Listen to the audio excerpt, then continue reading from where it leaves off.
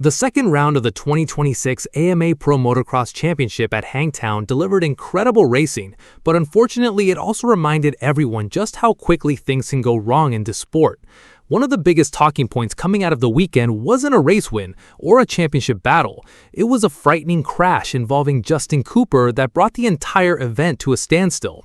The incident occurred during the opening lap of the second 450 moto when Cooper became involved in a collision with Harrop.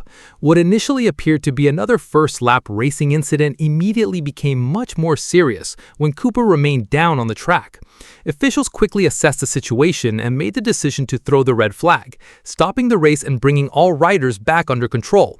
Almost instantly, concern spread throughout the paddock. Riders, teams, mechanics, and fans watching around the world knew this was more than a routine crash. Medical personnel rushed to Cooper's aid while television cameras largely avoided showing the full extent of the situation. Those at the track could tell from the urgency of the response that officials were dealing with a potentially serious injury.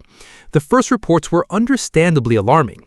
According to track officials, Justin Cooper was briefly knocked unconscious following the impact.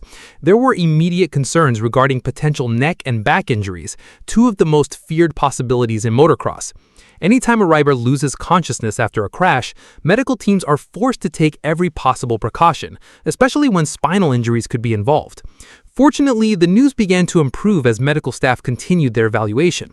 Once Cooper regained consciousness, he was alert and responsive. Even more encouraging, he was able to move all parts of his body and had feeling throughout his entire body.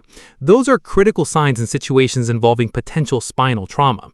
While he was understandably sore and shaken up after such a violent impact, the fact that he was responsive and had full movement immediately eased some of the fears that had spread through the paddock.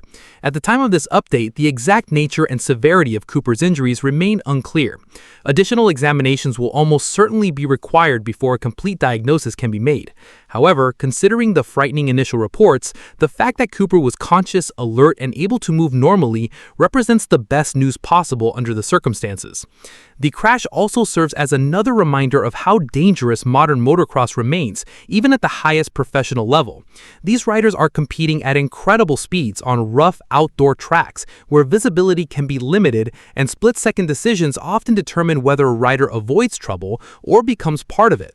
First laps are especially chaotic, with dozens of riders fighting for position while navigating ruts, braking bumps, and constantly changing lines.